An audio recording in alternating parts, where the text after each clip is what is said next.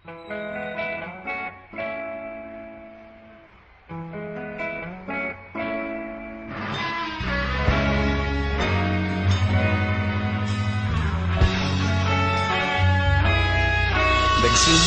ang lahat sa eskwela, nagsama-samang 12 sa kalokohan at sa tuksuhan, hindi maawat sa isa't isa. Madalas ang standby sa cafeteria, isang barkada na kay saya. Laging may hawak-hawak na gitara, konting udyok lamang kakanta na. Kay simple lamang ng buhay noon, walang mabibigat na suliranin. Problema lamang laging kulang ang datong.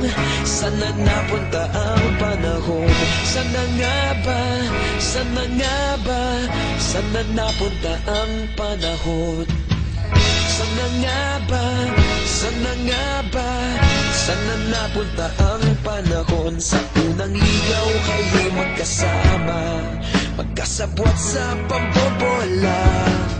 Walang sikreto kayong tinatago, okay sarap ng samahang barkada.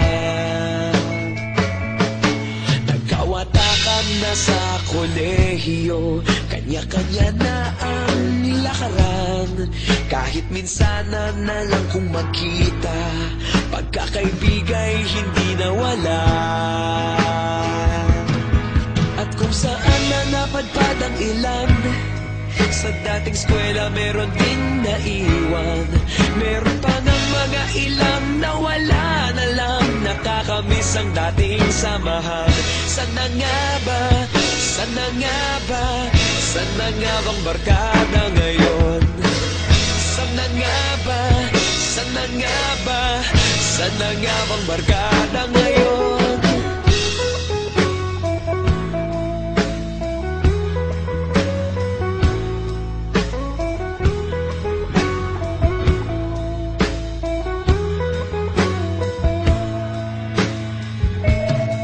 Ilang taon din ang nakalipas, wala pa sa aming tatay na nagsusumikap upang yumaman at guminhawang kinabukasan.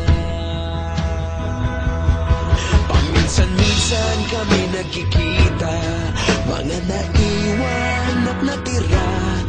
At gaya nung araw namin sa eskwela, pag magkasama'y nagwawala. Napakahirap malimutan ang saya ng aming samahan. Kahit lumipas ng ilang taon, magkabarkada pa rin ngayon. Magkaibigan, magkaibigan, magkaibigan pa rin.